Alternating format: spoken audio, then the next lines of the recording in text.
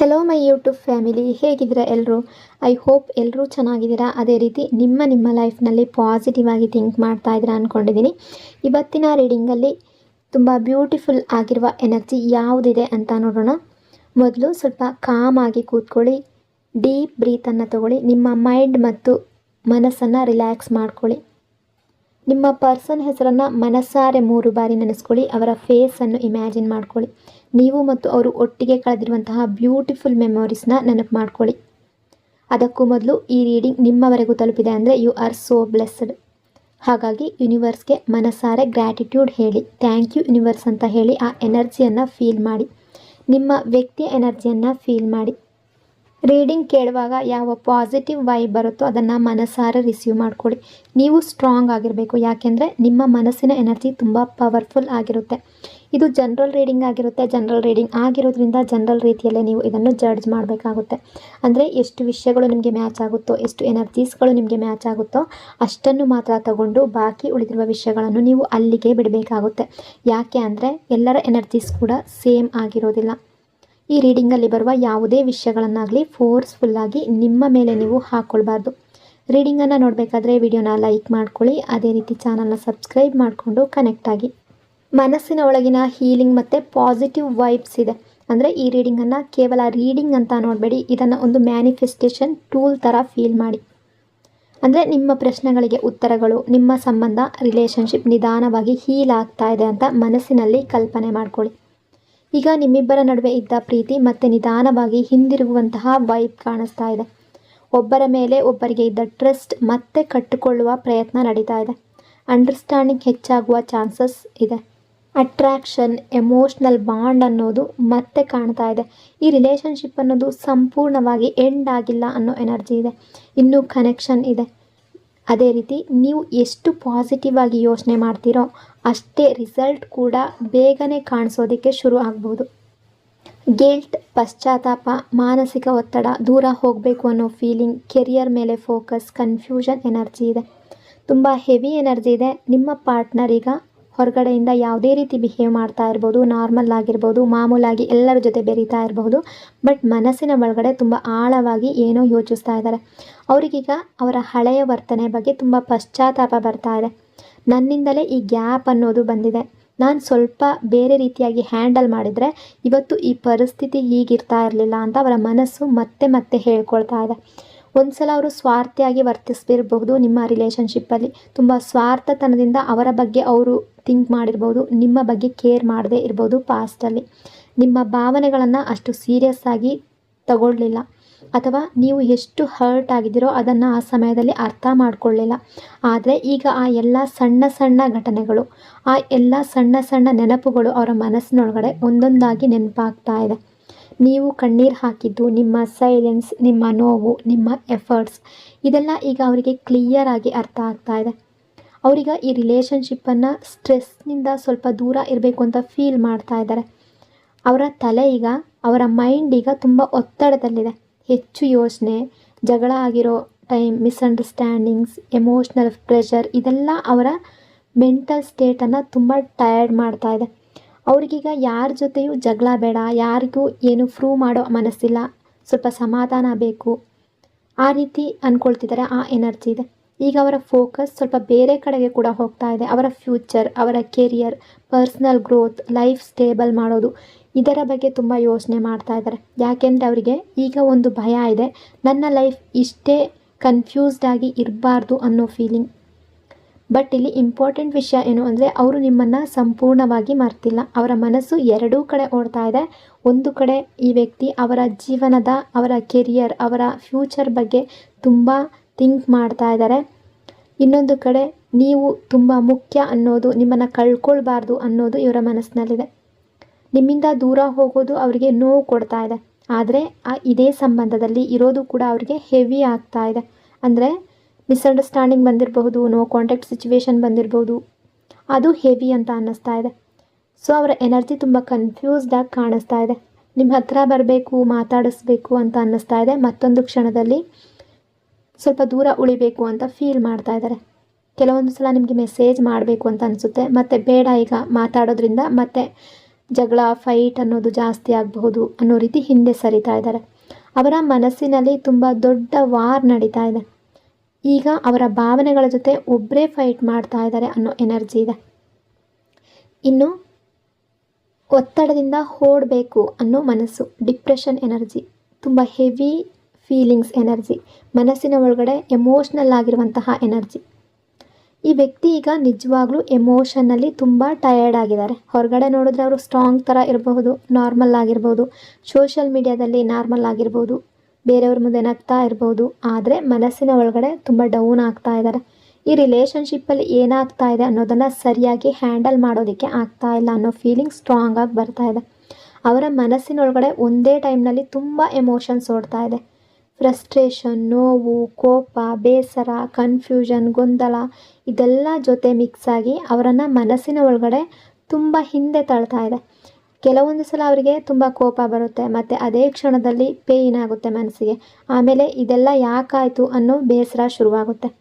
ಅವ್ರಿಗೀಗ ಅವರ ಮನಸ್ಸೇ ಅರ್ಥ ಆಗ್ತಿಲ್ಲ ಅನ್ನೋ ಸ್ಥಿತಿ ಇದೆ. ಇಲ್ಲಿ ಸ್ಟ್ರಾಂಗ್ ಆಗಿರೋ ಎನರ್ಜಿ ಯಾವುದು ಅಂದರೆ ಅವರಿಗೆ ಎಲ್ಲವನ್ನ ಬಿಟ್ಟು ಎಲ್ಲಾದರೂ ಸುಮ್ಮನೆ ಕೂತ್ಕೋಬೇಕು ಆ ರೀತಿ ಫೀಲ್ ಬರ್ತಾ ಇದೆ. ಸೈಲೆಂಟಾಗಿ ಕೂತ್ಕೋಬೇಕು ಆ ರೀತಿ ಫೀಲ್ ಆಗ್ತಾ ಇದೆ. ಅಂದರೆ ಯಾರೂ ಪ್ರಶ್ನೆ ಕೇಳಬಾರ್ದು, ಯಾರಿಗೂ ಏನೂ ಎಕ್ಸ್ಪ್ಲೈನ್ ಮಾಡಬಾರ್ದು, ಸ್ವಲ್ಪ ಸಮಾಧಾನವಾಗಿ ಇರಬೇಕು, ಕಾಮ್ ಆಗಿರಬೇಕು ಅಂತ ಅವರ ಮನಸ್ಸು ಹೇಳ್ತಾ ಇದೆ. ತುಂಬ ಮೆಂಟಲಿ ತುಂಬ ಟಯರ್ಡ್ ಆಗಿದ್ದಾರೆ. ಅವ್ರು ಯಾವುದೇ ಒಂದು ದೊಡ್ಡ ಮಾತುಕತೆ, ಕಾಂಪ್ರಮೈಸ್ ಅಥವಾ ಡಿಸ್ಕಷನ್ಗೆ ರೆಡಿ ಇಲ್ಲ. ಯಾಕೆಂದರೆ ಅವರೊಳಗೆ ಈಗಾಗಲೇ ತುಂಬ ಕನ್ಫ್ಯೂಷನ್ ಇದೆ. ಎಮೋಷನ್ಸ್ ಮಾತುಗಳನ್ನು ಹೇಳೋದಕ್ಕೆ ಅವ್ರಿಗೆ ಸಾಧ್ಯ ಆಗ್ತಾ ಇಲ್ಲ. ಮನಸ್ಸು ಅದನ್ನು ತಡ್ಕೊಳ್ತಾ ಇಲ್ಲ. ಈಗ ಅವರು ಮೊದಲು ಅವರನ್ನು ಅವರು ಕಂಟ್ರೋಲ್ ಮಾಡೋದಕ್ಕೆ ಪ್ರಯತ್ನ ಪಡ್ತಾ ಇದ್ದಾರೆ. ನಾನು ಮೊದಲು ನಾರ್ಮಲ್ ಆಗಬೇಕು, ನನ್ನ ಮನಸ್ಸು ಕಾಮ್ ಆಗಬೇಕು ಅಂತ ಮನಸ್ಸಿನ ಒಳಗಡೆ ಟ್ರೈ ಮಾಡ್ತಾ ಇದ್ದಾರೆ. ಬಟ್ ಇಲ್ಲಿ ಒಂದು ಸಾಫ್ಟ್ ಎನರ್ಜಿ ಕೂಡ ಇದೆ. ಅವರು ಸಂಪೂರ್ಣ ನಿಮ್ಮನ್ನು ಕೇರ್ ಮಾಡ್ತಿಲ್ಲ ಅಂತ ಅಲ್ಲ, ಅವರು ನಿಮ್ಮನ್ನು ಮರ್ತಿದ್ದಾರೆ ಅನ್ನೋದು ಕೂಡ ಅಲ್ಲ. ಅವರೀಗ ಅವರ ನೋವಿನ ಜೊತೆ ಹೋರಾಡ್ತಾ ಇದ್ದಾರೆ ಅಷ್ಟೇ. ಅವರ ಹೃದಯದಲ್ಲಿ ಏನು ಫೀಲಿಂಗ್ಸ್ ಇದೆ, ಆದರೆ ಆ ಫೀಲಿಂಗ್ಸ್ ಮೇಲೆ ಈಗ ತುಂಬ ಹೆವಿ ಎಮೋಷನ್ಸ್ ಕೂತ್ಕೊಂಡಿದೆ. ತುಂಬ ಭಾರ, ತುಂಬ ಪೇಯ್ನ್ ಅನ್ನಿಸ್ತಾ ಇದೆ ಅವ್ರಿಗೆ. ಹಳೆಯ ಘಟನೆಗಳ ನೆನಪಾಗಿರ್ಬೋದು, ಮಿಸ್ಅಂಡರ್ಸ್ಟ್ಯಾಂಡಿಂಗ್ ಆಗಿರ್ಬೋದು, ಇದೆಲ್ಲದರಿಂದ ಒಂದು ಕ್ಷಣ ಸುಮ್ಮನೆ ಕೂತ್ಕೊಳ್ಬೇಕು ಅನ್ನೋ ಫೀಲ್ ಬರ್ತಾ ಇದೆ ಅವ್ರಿಗೆ. ಟಾಕ್ಸಿಕ್ ಫೀಲಿಂಗ್ ಎನರ್ಜಿ, ಅವ್ರ ಕೋಪದಲ್ಲಿ ಏನು ನಿರ್ಧಾರ ತಗೊಂಡಿದ್ದಾರೋ ಅದರ ಬಗ್ಗೆ ಯೋಚನೆ ಮಾಡ್ತಾ ಇರುವಂತಹ energy. Push and pull energy, ಅದೇ ರೀತಿ ಮಾನಸಿಕವಾಗಿ ಟಯರ್ಡ್ ಆಗಿದ್ದಾರೆ, ಆ ಎನರ್ಜಿ ಇದೆ. ನಿಮ್ಮ ಪಾರ್ಟ್ನರ್ ಮನಸ್ಸಿನೊಳಗಡೆ ಈಗ ದೊಡ್ಡ ಪ್ರಶ್ನೆ ಓಡ್ತಾ ಇದೆ. ನಾನು ನಿಜವಾಗ್ಲೂ ಒಬ್ರಿಗೊಬ್ರು ನಾವು ಕರೆಕ್ಟಾಗಿ ಇದ್ವಾ ಮೊದಲು, ಅಥವಾ ಒಬ್ಬರನ್ನೊಬ್ಬರು ಸರಿಯಾಗಿ ಅರ್ಥ ಮಾಡ್ಕೊಂಡ್ವಾ? ಈ ಪ್ರಶ್ನೆ ಅವರ ಮನಸ್ಸನ್ನು ಕಾಡ್ತಾ ಇದೆ. ಯಾಕೆಂದರೆ ಈ ರಿಲೇಷನ್ಶಿಪ್ಪಲ್ಲಿ ಈಗ ಅವರಿಗೆ ಕಾಮ್ನೆಸ್ಗಿಂತ ಟೆನ್ಷನ್ ಅನ್ನೋದು ಜಾಸ್ತಿ ಕಾಣ್ತಾ ಇದೆ. ಮೊದಲು ಈ ರಿಲೇಷನ್ಶಿಪ್ ಅವರಿಗೆ ಕಂಫರ್ಟ್ ಆಗಿತ್ತು, ಆದರೆ ಈಗ ಅದೇ ರಿಲೇಷನ್ಶಿಪ್ ಕೆಲವೊಂದು ಸಲ ತುಂಬ ಹೆವಿಯಾಗಿ ಫೀಲ್ ಆಗ್ತಾ ಇದೆ. ಅವರು ಫೀಲ್ ಮಾಡ್ತಾ ಇರೋದು ಏನಂದರೆ ಮಿಸ್ಅಂಡರ್ಸ್ಟ್ಯಾಂಡಿಂಗ್, ಫೈಟ್ ಆಗಿರೋದು, ಒತ್ತಡ, ಅದೇ ರೀತಿ ಫೀಲಿಂಗ್ಸ್, ಇದೆಲ್ಲ ನಿಧಾನವಾಗಿ ಈ ರಿಲೇಷನ್ಶಿಪ್ ಮೇಲೆ ತುಂಬ ಭಾರ, ತುಂಬ ಹೆವಿ ಅಂತ ಅನ್ನಿಸ್ತಾ ಇದೆ. ಸಣ್ಣ ಸಣ್ಣ ವಿಷಯಗಳು ದೊಡ್ಡದಾಗ್ತಾ ಹೋಗ್ತಾ ಇದೆ. ಸಿಂಪಲ್ ಮಾತುಗಳು ಕೂಡ ಜಗಳಕ್ಕೆ ತಿರುಗಿರಬಹುದು. ಒಬ್ಬರು ಏನೋ ಅರ್ಥದಲ್ಲಿ ಮಾತಾಡಿದ್ರೆ ಇನ್ನೊಬ್ಬರು ಬೇರೆ ಅರ್ಥದಲ್ಲಿ ತಗೊಂಡಿರ್ಬೋದು. ಸೊ ಅವರ ಮನಸ್ಸಿನಲ್ಲಿ ಈಗ ಏನು ಅಂತ ಪ್ರಶ್ನೆ ಅನ್ನೋದು ಬರ್ತಾ ಇದೆ. ನಾವು ಯಾಕಿಷ್ಟು ಫೈಟ್ ಮಾಡ್ತಾ ಇದ್ವಿ, ಯಾಕೆ ನಮ್ಮ ರಿಲೇಷನ್ಶಿಪ್ಪಲ್ಲಿ ಒಂದೇ ಥರ ಹೋಗಲಿಲ್ಲ, ಆನ್ ಆ್ಯಂಡ್ ಆಫ್ ಸಿಚುವೇಶನ್ ಯಾಕೆ ಆಗ್ತಾ ಇತ್ತು ಅಂತ ಮನಸ್ಸಿನ ಒಳಗಡೆ ತುಂಬ ಯೋಚನೆ ಮಾಡ್ತಾ ಇದ್ದಾರೆ. ಈ ವ್ಯಕ್ತಿ ಕೆಲವೊಂದು ಸಲ ಯೋಚನೆ ಮಾಡದೆ ಕೋಪದಲ್ಲಿ ಕೂಡ ನಿಮ್ಮ ಹತ್ರ ಮಾತಾಡಿರ್ಬೋದು, ಅಥವಾ ತುಂಬ ಅರ್ಜೆಂಟಲ್ಲಿ ಯಾವುದಾದರೊಂದು ನಿರ್ಧಾರ, ಡಿಸಿಷನ್ ತೊಗೊಂಡಿರ್ಬೋದು, ಅಥವಾ ಆ ಕ್ಷಣದ ಎಮೋಷ್ನಲ್ಲಿ ದೊಡ್ಡ ಸ್ಟೆಪ್ ತೊಗೊಂಡಿರ್ಬೋದು. ಅಂದರೆ ಎಕ್ಸಾಂಪಲ್ಗೆ ಹೇಳಬೇಕು ಅಂದರೆ ಬ್ರೇಕಪ್ ಅಂತ ಹೇಳೋದು, ಅಥವಾ ಮಾತು ನಿಮ್ಮಲ್ಲಿ ನಿಲ್ಲಿಸಿರ್ಬೋದು, ಸೈಲೆಂಟಾಗಿ ಹೋಗಿರ್ಬೋದು, ಬ್ಲಾಕ್ ಮಾಡಿರ್ಬೋದು, ನಿಮ್ಮಿಂದ ದೂರ ಆಗಿರ್ಬೋದು, ಇನ್ನು ಸಾಕು ಈ ರಿಲೇಷನ್ಶಿಪ್ ಅಂತ ಹೇಳಿರ್ಬೋದು. ಇಂತಹ ಡಿಸಿಷನ್ಗಳು ಬಹುಶಃ ಕೋಪದಲ್ಲಿ ಅಥವಾ ಅವರ ಮೆಂಟಲ್ ಸ್ಟ್ರೆಸ್ನಿಂದ ಬಂದಿರ್ಬೋದು. ಬಟ್ ಎನರ್ಜಿ ಯಾವ ರೀತಿ ಇದೆ ಅಂದರೆ ಅವರ ಮಾತುಗಳಲ್ಲಿ ಕೋಪ ಇದ್ದರೂ ಕೂಡ ಹೃದಯದಲ್ಲಿ ಇನ್ನೂ ಫೀಲಿಂಗ್ಸ್ ಇದೆ. ಅವರು ಸಂಪೂರ್ಣ ಕೇರ್ ಮಾಡ್ತಾ ಇಲ್ಲ ಅಂತಲ್ಲ, ಅವರಿಗೂ ಕೂಡ ಪೇಯ್ನ್ ಆಗ್ತಾ ಇದೆ. ಅಂದರೆ ಅದೇ ಪ್ರೂಫ್ ಇನ್ನೂ ಪ್ರೀತಿ ಇದೆ ಅಂತ. ಕೆಲವೊಮ್ಮೆ ಅವರು ನಿಮ್ಮಿಂದ ದೂರ ಹೋಗಬೇಕು ಅಂತ ಫೀಲ್ ಮಾಡ್ತಾರೆ, ಆದರೆ ನೀವು ನಿಜವಾಗ್ಲೂ ದೂರ ಹೋಗ್ತಿರೋ ಅನ್ನೋ ಯೋಚನೆ ಬಂದಾಗ ಮತ್ತೆ ಮನಸ್ಸಿನ ಒಳಗಡೆ ಅವರಿಗೆ ಬೇಸರ ಆಗ್ತಾ ಇದೆ. ಇದನ್ನೇ ಪುಷ್ ಆ್ಯಂಡ್ ಪುಲ್ ಎನರ್ಜಿ ಅಂತ ಹೇಳೋದು. ಒಂದು ಕ್ಷಣ ಈ ರಿಲೇಷನ್ಶಿಪ್ ಬೇಡ ಅಂತ ಅನಿಸಿದ್ರೆ ಮತ್ತೊಂದು ಕ್ಷಣ ಇವರನ್ನು ಕಳ್ಕೊಳ್ಳೋದು ಬೇಡ ಅಂತ ಫೀಲ್ ಆಗ್ತಾ ಇದೆ ಇವ್ರಿಗೆ. ಅವರ ಮನಸ್ಸು ಈ ಎರಡೂ ಎಮೋಷನ್ಸ್ ನಡುವೆ ಸಿಕ್ಕಾಕೊಂಡಿದೆ. ಅವರಿಗೀಗ ತುಂಬ ಮೆಂಟಲ್ ಪ್ರೆಷರ್ ಅನ್ನೋದು ಜಾಸ್ತಿ ಆಗಿದೆ. ಪ್ರತಿದಿನ ಒಂದು ರೀತಿಯ ಕನ್ಫ್ಯೂಷನ್, ಗೊಂದಲ, ಟೆನ್ಷನ್, ಒಂದೇ ಎಮೋಷನಲ್ ಸ್ಟ್ರೆಸ್ ಇವುಗಳನ್ನೆಲ್ಲ ಅವರು ಮನಸ್ಸಿನ ಒಳಗಡೆ ತುಂಬ ಫೀಲ್ ಮಾಡ್ತಾ ಇದ್ದಾರೆ. ಬಟ್ ಇದೆಲ್ಲದರ ಮಧ್ಯೆ ಕೂಡ ನಿಮ್ಮ ಮೇಲೆ ಇರುವ ಫೀಲಿಂಗ್ಸ್ ಇನ್ನೂ ಕೂಡ ಸಂಪೂರ್ಣವಾಗಿ ಹೋಗಿಲ್ಲ. ಹಳೆಯ ನೆನಪುಗಳು ಮತ್ತೆ ಅವರನ್ನು ನಿಮ್ಮ ಕಡೆಗೆ ತಳ್ತಾ ಇದೆ. ಹಳೆಯ ನೆನಪುಗಳನ್ನು ಮಿಸ್ ಮಾಡ್ಕೊಳ್ತಾ ಇದ್ದಾರೆ ಅನ್ನೋ energy, soft corner energy, comfort energy, ಮತ್ತೆ ಹತ್ತಿರ ಆಗಬೇಕು ಅನ್ನೋ ಮನಸ್ಸಿನ ಎನರ್ಜಿ. ಮೊದಲು ಇದ್ದ ಕೋಪ, ಗೊಂದಲ, ಒತ್ತಡದ ನಡುವೆ ಈಗ ಹಳೆಯ ನೆನಪುಗಳು ನಿಧಾನವಾಗಿ ಮತ್ತೆ ಮತ್ತೆ ಮನಸ್ಸಿನಲ್ಲಿ ಬರ್ತಾ ಇದೆ. ನೀವಿಬ್ಬರು ಒಟ್ಟಿಗೆ ಕಳೆದ ಕ್ಷಣ ಆಗಿರ್ಬೋದು, ಈಗ ಅವರನ್ನು ತುಂಬ ಕಾಡ್ತಾ ಇದೆ. ಹಳೆಯ ಫೋಟೋಗಳಾಗಿರ್ಬೋದು ಅಥವಾ ಚಾಟ್ಗಳು, ಕಾಲ್ಗಳು, ಒಟ್ಟಿಗೆ ಸಮಯ ಕಳೆದಿದ್ದು, ಸಣ್ಣ ಸಣ್ಣ ಕೇರ್, ಒಬ್ರಿಗೊಬ್ಬರು ಮತ್ತೊಬ್ಬರು ಎಫರ್ಟ್ ಹಾಕಿದ್ದು, ಒಬ್ರಿಗಾಗಿ ಇನ್ನೊಬ್ಬರು ಎಫರ್ಟ್ ಹಾಕಿದ್ದು, ಇದೆಲ್ಲ ಅವರ ಮನಸ್ಸಿನಲ್ಲಿ ಮತ್ತೆ ಮತ್ತೆ ಬರ್ತಾ ಇದೆ. ಕೆಲವೊಂದು ಸಲ ಅವರು ಹಳೆಯ ಚಾಟ್ ಓದ್ತಾ ಇರ್ಬೋದು, ಅಥವಾ ನಿಮ್ಮ ಫೋಟೋ DP ನೋಡ್ತಾ ಇರ್ಬೋದು, ಅಥವಾ ನೀವು ಹೇಳಿದ ಸಣ್ಣ ಮಾತುಗಳನ್ನೇ ಮತ್ತೆ ನೆನಪಿಸ್ಕೊಂಡಿರ್ಬೋದು. ನಿಮ್ಮ ಪ್ರೀತಿಯ ಮಾತುಗಳು, ನಿಮ್ಮ ಕೇರನ್ನು ನೆನಪಿಸ್ಕೊಳ್ತಾ ಇದ್ದಾರೆ. ಮೊದಲು ಜಗಳಗಳು ಮಾತ್ರ ನೆನಪಾಗ್ತಾ ಇತ್ತು, ಆದರೆ ಈಗ ಆ ಜಗಳಕ್ಕಿಂತ, ಆ ಫೈಟ್ಗಿಂತ ನೀವು ಕೊಟ್ಟ ಪ್ರೀತಿ ತುಂಬ ನೆನಪಾಗ್ತಾ ಇದೆ. ಅವರಿಗೀಗ ನಿಧಾನವಾಗಿ ಅರ್ಥ ಆಗ್ತಾ ಇದೆ, ನೀವು ಇವ್ರ ಜೊತೆ ಇದ್ದಾಗ ಇವ್ರಿಗೆ ನಿಜವಾದ ಕಂಫರ್ಟ್ ಸಿಗ್ತಾ ಇತ್ತು. ನಿಮ್ಮ ಜೊತೆ ಇದ್ದಾಗ ಅವರನ್ನೇ ಸೇಫಾಗಿ ಫೀಲ್ ಮಾಡ್ತಾಯಿದ್ರು. ಅಂದರೆ ಬೇರೆ ಯಾರೇ ಅಥವಾ ಫ್ಯಾಮಿಲಿಯಲ್ಲಾಗಲಿ ಹೊರಗಡೆ ಆಗಲಿ ಎಷ್ಟೇ ಸ್ಟ್ರೆಸ್ ಕೊಟ್ಟರು ಕೂಡ ನಿಮ್ಮ ಜೊತೆ ಮಾತಾಡಿದ್ರೆ ಮನಸ್ಸು ಲೈಟ್ ಆಗ್ತಾ ಇತ್ತು, ಕಂಫರ್ಟ್ ಝೋನ್ ಸಿಗ್ತಾ ಇತ್ತು, ಸೆಕ್ಯೂರಿಟಿ ಫೀಲ್ ಆಗ್ತಾ ಇತ್ತು, ಮನಸ್ಸಿಗೆ ಸಮಾಧಾನ ಸಿಗ್ತಾ ಇತ್ತು. ಇವುಗಳನ್ನು ಅವರು ತುಂಬ ಮಿಸ್ ಮಾಡ್ತಾ ಇದ್ದಾರೆ. ಕೆಲವೊಮ್ಮೆ ರಿಲೇಷನ್ಶಿಪ್ಪಲ್ಲಿ ಜಗಳ ಆಗ್ತಾ ಇದ್ದಾಗ ಜನರಿಗೆ ಆಗಲಿ ಯಾರಿಗೇ ಆಗಲಿ ಅದರ ಬೆಲೆ ಗೊತ್ತಾಗೋದಿಲ್ಲ. ಆದರೆ ದೂರ ಆದಮೇಲೆ ಆ ವ್ಯಕ್ತಿ ಎಷ್ಟು ಮುಖ್ಯ ಅನ್ನೋದು ನಿಧಾನವಾಗಿ ಅರ್ಥ ಆಗ್ತಾ ಹೋಗುತ್ತೆ. ಅದೇ ಎನರ್ಜಿ ಇದೆ. ಅವರೀಗ ಹೊರಗಡೆ ಎಲ್ಲರ ಜೊತೆ ಇದ್ದರೂ ಕೂಡ ಮನಸ್ಸಿನ ಒಳಗಡೆ ನನ್ನ ಮನಸ್ಸಿಗೆ ನಿಜವಾದ ಕಂಫರ್ಟ್ ಕೊಟ್ಟ ವ್ಯಕ್ತಿ ನೀವೇ ಅನ್ನೋ ಫೀಲಿಂಗ್ ಮತ್ತೆ ಅವರಲ್ಲಿ ಜಾಗೃತಿ ಆಗ್ತಾ ಇದೆ. ಸಾಫ್ಟ್ ಕಾರ್ನರ್ ಮತ್ತು ಸ್ಟ್ರಾಂಗ್ ಆಗಿ ಬೆಳೀತಾ ಇದೆ. ಮೊದಲು ಕೋಪದಿಂದ ನೋಡ್ತಾ ಇದ್ದ ವ್ಯಕ್ತಿ ಈಗ ಮಿಸ್ ಮಾಡೋದು ಶುರು ಮಾಡ್ತಾ ಇದ್ದಾರೆ. ತುಂಬ ನಿಧಾನವಾಗಿ ಮತ್ತೆ ಮತ್ತೆ ನಿಮ್ಮ ನೆನಪುಗಳು ಕಾಡ್ತಾ ಇದೆ. ಬಟ್ ನೆನಪಂತೂ ಕಾಡ್ತಾ ಇದೆ. ಮತ್ತೆ ಹತ್ತಿರ ಬರಬೇಕು ಅನ್ನೋ ಮನಸ್ಸು ಅವರ ಮನಸ್ಸಿನ ಒಳಗಡೆ ಹುಟ್ಕೊಳ್ತಾ ಇದೆ. ನಿಮ್ಮಿಂದ ದೂರ ಹೋಗೋದು ಕೂಡ ಕಷ್ಟ ಆಗ್ತಾ ಇದೆ. Serious commitment energy, long term planning energy, clarity energy, ಅಂದರೆ ಕಮಿಟ್ಮೆಂಟ್ ಕೊಡುವ ಎನರ್ಜಿ. ಮೊದಲು ಇದ್ದ ಗೊಂದಲ, ಕೋಪ, ದೂರ ಹೋಗಬೇಕು ಅನ್ನೋ ಮನಸ್ಸಿನ ನಂತರ ಈಗ ಈ ವ್ಯಕ್ತಿಯ ಮನಸ್ಸಿನ ಭಾವನೆಗಳು ಸ್ವಲ್ಪ ಕ್ಲಿಯರ್ ಆಗೋದಕ್ಕೆ ಶುರುವಾಗಿದೆ. ಮೊದಲು ಅವರಿಗೆ ಎಲ್ಲವನ್ನ ಬಿಟ್ಟು ದೂರ ಹೋಗಬೇಕು ಅನ್ನೋ ಫೀಲಿಂಗ್ ಇತ್ತು, ರಿಲೇಷನ್ಶಿಪ್ ಬೇಡ, ಏನೂ ಬೇಡ ಅಂತ. ಆದರೆ ಈಗ ಅದೇ ವ್ಯಕ್ತಿ ಮನಸ್ಸಿನ ಒಳಗಡೆ ಈ ರಿಲೇಷನ್ಶಿಪ್ಪನ್ನು ಉಳಿಸ್ಬೇಕು ಅನ್ನೋ ಯೋಚನೆ ಮಾಡ್ತಾ ಇದ್ದಾರೆ.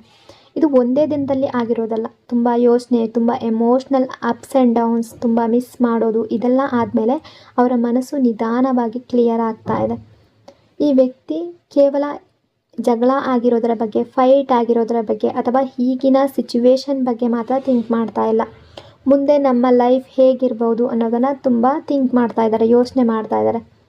ಅವರೀಗ ನಿಮ್ಮ ಜೊತೆ ಲೈಫ್ ಲಾಂಗ್ ಒಂದು ಬಾಂಡಿಂಗ್ ಇರಬೇಕು. ಅದು ಫ್ರೆಂಡ್ಶಿಪ್ ಆಗಿರ್ಬೋದು ಅಥವಾ ರಿಲೇಷನ್ಶಿಪ್ ಆಗಿರ್ಬೋದು. ಒಟ್ಟಿಗೆ ಒಂದು ಬಾಂಡಿಂಗ್ ಅನ್ನೋದು ಕನೆಕ್ಟ್ ಆಗಿರಬೇಕು ಅನ್ನೋ ಫೀಲ್ ಬರ್ತಾ ಇದೆ.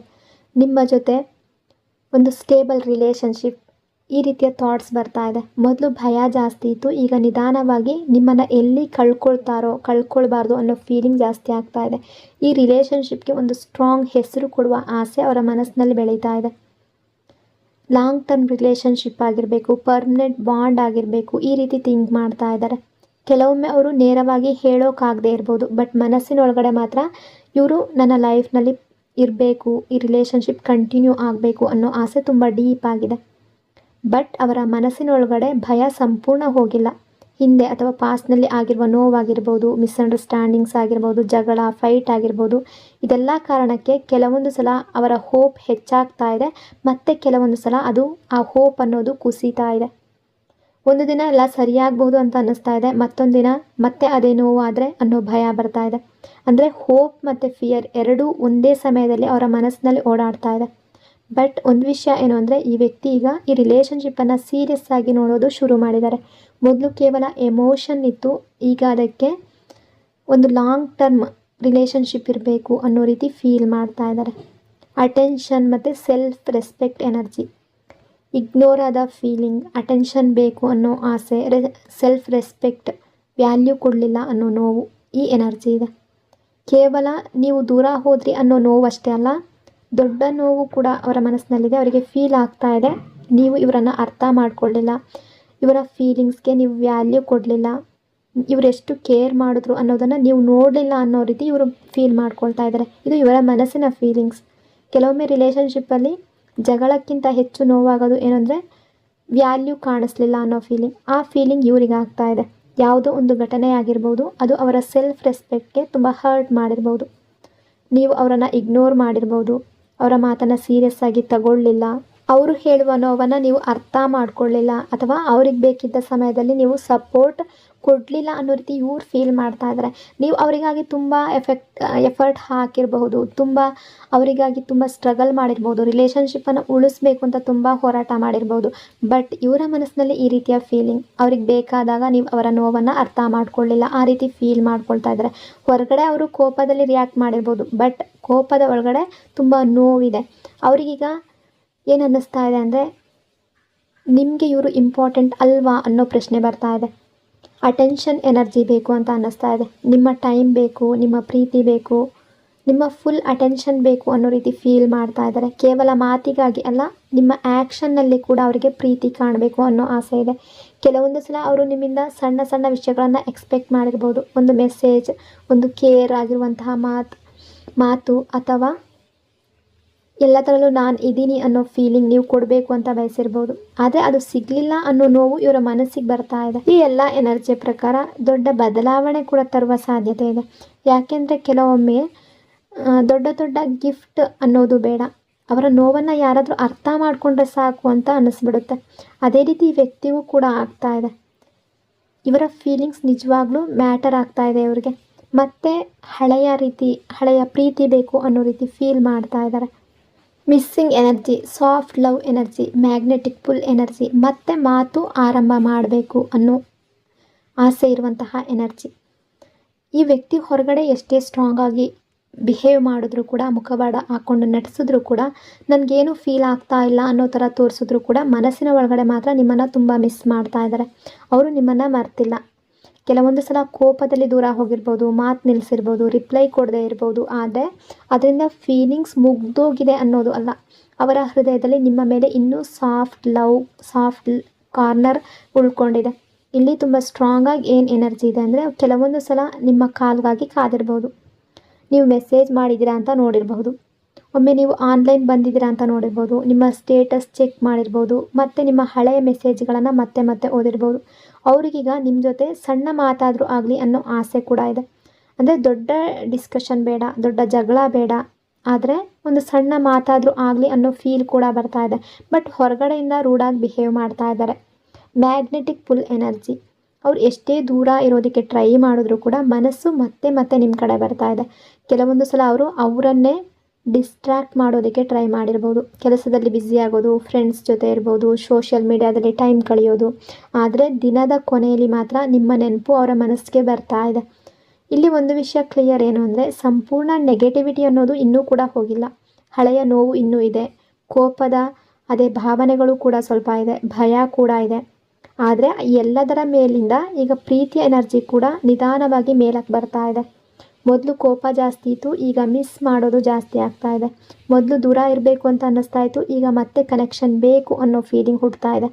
ಅವರು ಹೊರಗಡೆ ಹೇಳೋದಕ್ಕೆ ಆಗದೆ ಇರ್ಬೋದು, ಬಟ್ ಮನಸ್ಸಿನ ಒಳಗಡೆ ಮಾತ್ರ ನಿಮ್ಮ ಪ್ರೆಸೆನ್ಸ್ ತುಂಬ ಮಿಸ್ ಮಾಡ್ತಾ ಇದ್ದಾರೆ. ರಿಯಲೈಸೇಷನ್ ಎನರ್ಜಿ, ಅದೇ ರೀತಿ ಕ್ಲಾರಿಟಿ ಎನರ್ಜಿ, ಕ್ಲಿಯರ್ ಕಮ್ಯುನಿಕೇಷನ್ ಬೇಕು ಅನ್ನುವ ಎನರ್ಜಿ, ಮಿಸ್ಅಂಡರ್ಸ್ಟ್ಯಾಂಡಿಂಗ್ ಕ್ಲಿಯರ್ ಮಾಡುವ ಮನಸ್ಸು. ಇಲ್ಲಿ ಮೊದಲು ಗೊಂದಲ, ಕೋಪ, ನೋವು ಇದೆಲ್ಲ ಜಾಸ್ತಿ ಕಾಣಿಸ್ತಾ ಇತ್ತು, ಈಗ ನಿಧಾನವಾಗಿ ಕ್ಲಾರಿಟಿ ಬರೋದು ಶುರು ಆಗ್ತಾ ಇದೆ. ಇವರಿಗೀಗ ಕೆಲವು ವಿಷಯಗಳ ಬಗ್ಗೆ ದೊಡ್ಡ ರಿಯಲೈಸೇಷನ್ ಕಾಣ್ತಾ ಇದೆ. ಹಿಂದೆ ಎಮೋಷನ್ನಲ್ಲಿ ನೋಡ್ತಾ ಇದ್ದ ವಿಷಯಗಳನ್ನು ಈಗ ಸ್ವಲ್ಪ ಕಾಮಾಗಿ ಅರ್ಥ ಮಾಡ್ಕೊಳ್ಳುವ ಪ್ರಯತ್ನ ಮಾಡ್ತಾ ಇದ್ದಾರೆ. ಮೊದಲು ಯಾರು ಸರಿ, ನಾನೇ ಸರಿ, ನನ್ನದೇನೂ ತಪ್ಪಿಲ್ಲ ಅನ್ನೋ ರೀತಿ ಮನಸ್ಸಲ್ಲಿ ಇದ್ದ ವ್ಯಕ್ತಿ ಈಗ ನಿಜವಾಗ್ಲೂ ಏನಾಯಿತು, ಎಲ್ಲಿ ಮಿಸ್ಅಂಡರ್ಸ್ಟ್ಯಾಂಡಿಂಗ್ ಆಯಿತು ಅನ್ನೋದನ್ನು ಡೀಪಾಗಿ ಯೋಚನೆ ಮಾಡ್ತಾ ಇದ್ದಾರೆ. ಇಲ್ಲಿ ಅವರಿಗೆ ಈಗ ಫೈಟ್ ಬೇಡ, ಯಾವುದೇ ಮೈಂಡ್ ಗೇಮ್ ಬೇಡ, ಈಗೋ ಕ್ಲಾಶ್ ಬೇಡ, ನೇರವಾಗಿ ಮಾತು ಕ್ಲಿಯರ್ ಆಗಬೇಕು. ಏನು ಫೀಲ್ ಆಯಿತು, ಯಾಕೆ ನೋವಾಯಿತು, ಯಾಕೆ ದೂರ ಆದ್ವಿ, ಇದೆಲ್ಲ ಓಪನ್ ಆಗಿ ಇಬ್ಬರು ಕೂಡ ಮಾತಾಡಬೇಕು ಅನ್ನೋ ಮನಸ್ಸು ಬರ್ತಾ ಇದೆ. ಮನಸ್ಸಿನ ಒಳಗಡೆ ಅವರು ತುಂಬ ಫೀಲ್ ಮಾಡ್ಕೊಳ್ತಾ ಇದ್ದಾರೆ. ಅವರ ಫೀಲಿಂಗ್ಸ್ ಸತ್ಯ ಇತ್ತು ಅಂತ ಇವರು ನಿಮ್ಮ ಹತ್ರ ಶೇರ್ ಮಾಡ್ಕೋಬೇಕು ಅಂತ ಇದ್ದಾರೆ. ಅಂದರೆ ನೀವೇನಾದರೂ ಇವ್ರಿಗೆ ಹರ್ಟ್ ಆಗುವ ಹಾಗೆ ಮಾತಾಡಿದ್ರೆ, ಅಂದರೆ ನಿನ್ನ ಪ್ರೀತಿ ನಿಜ ಅಲ್ಲ, ನೀನು ಬೇಕು ಅಂತ ಈ ರೀತಿ ಟೈಮ್ ಪಾಸ್ ಮಾಡಿದೆ, ಈ ರೀತಿಯೆಲ್ಲ ನೀವು ಏನಾದರೂ ಅವ್ರಿಗೆ ಹರ್ಟ್ ಆಗುವ ರೀತಿ ಮಾತಾಡಿದ್ರೆ, ಅನುಮಾನ ಪಟ್ಟಿದ್ರೆ, ಅದು ಅವ್ರಿಗೆ ತುಂಬ ಡೀಪಾಗಿ ಹರ್ಟ್ ಆಗಿದೆ. ಯಾಕೆಂದರೆ ಈ ವ್ಯಕ್ತಿ ಅವರ ಫೀಲಿಂಗ್ಸನ್ನು ನಿಜ ಅಂತ ನಂಬಿದ್ರು. ಅಂದರೆ ನಿಮ್ಮ ಮೇಲಿರುವ ಪ್ರೀತಿ ಅದು ಫೇಕ್ ಅಂತ ಇವರು ಅಂದ್ಕೊಂಡಿರಲಿಲ್ಲ. ಬಹುಶಃ ಅವರು ಅವರ ಪ್ರೀತಿಯನ್ನು ನಿಜವಾದ ರೀತಿಯಲ್ಲಿ ನಿಮಗೆ ತೋರಿಸಿರಲಿಲ್ಲ, ಬಿಹೇವ್ ಮಾಡಿರಲಿಲ್ಲ. ಬಟ್ ಅವರ ಮನಸ್ಸಿನಲ್ಲಿ ನಿಮ್ಮ ಮೇಲೆ ಪ್ರೀತಿ ಇತ್ತು, ಆದರೆ ಅದನ್ನು ಅವರು ಸರಿಯಾಗಿ ಎಕ್ಸ್ಪ್ರೆಸ್ ಮಾಡಿರಲಿಲ್ಲ. ಸೊ ಇದರಿಂದ ಮಿಸ್ಅಂಡರ್ಸ್ಟ್ಯಾಂಡಿಂಗ್ಸ್ ಹೆಚ್ಚಾಗಿರ್ಬೋದು. ಆದರೆ ಈಗ ಅವರಿಗೆ ಆ ಒಂದು ವಿಷಯ ಕ್ಲಿಯರ್ ಆಗ್ತಾ ಇದೆ. ಈ ರಿಲೇಷನ್ಶಿಪ್ಪಲ್ಲಿ ಸ್ವಲ್ಪ ವಿಷಯಗಳು ಅಥವಾ ತುಂಬ ವಿಷಯಗಳು ಸರಿಯಾಗಿ ಮಾತಾಡದೇ ಇರೋದ್ರಿಂದ ಈ ರೀತಿ ಆಗಿದೆ.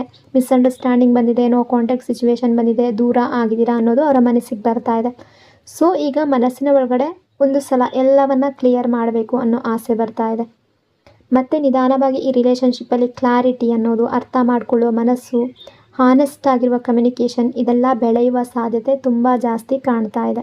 ಸೊ ಈ ರೀಡಿಂಗ್ ನಿಮಗೆ ಇಷ್ಟ ಆಗಿದೆ ಅಂದ್ಕೊಂಡಿದ್ದೀನಿ. ಇಷ್ಟ ಆಗಿದರೆ ಪಾಸಿಟಿವ್ ಆಗಿ ಕಮೆಂಟ್ ಮಾಡಿ. ನಿಮ್ಮ ಮನಸ್ಸಿನಲ್ಲಿರುವ ಎಲ್ಲ ಹೆವಿನೆಸ್, ಎಲ್ಲ ಭಾರವನ್ನು ನಿಧಾನವಾಗಿ ಹಗುರ ಮಾಡಿಕೊಳ್ಳಿ. ನಿಮ್ಮ ನಡುವೆ ಬಂದಿರುವ ತಪ್ಪು ಅರ್ಥಗಳಾಗಿರ್ಬೋದು, ನೋವಾಗಿರಬಹುದು, ಈಗೋ ಆಗಿರ್ಬೋದು, ಭಯ, ನೆಗೆಟಿವಿಟಿ, ಮಿಸ್ಅಂಡರ್ಸ್ಟ್ಯಾಂಡಿಂಗ್ ಇದೆಲ್ಲ ನಿಧಾನವಾಗಿ ದೂರ ಆಗಲಿ. ಒಬ್ಬರ ಮಾತನ್ನು ಒಬ್ಬರು ಅರ್ಥ ಮಾಡ್ಕೊಳ್ಳೋ ಮನಸ್ಸು ಬರಲಿ. ಕೋಪಕ್ಕಿಂತ ಪ್ರೀತಿ ಅನ್ನೋದು ದೊಡ್ಡದಾಗಲಿ, ಈಗೋಗಿಂತ ಕೇರ್ ಅನ್ನೋದು ಜಾಸ್ತಿ ಆಗಲಿ.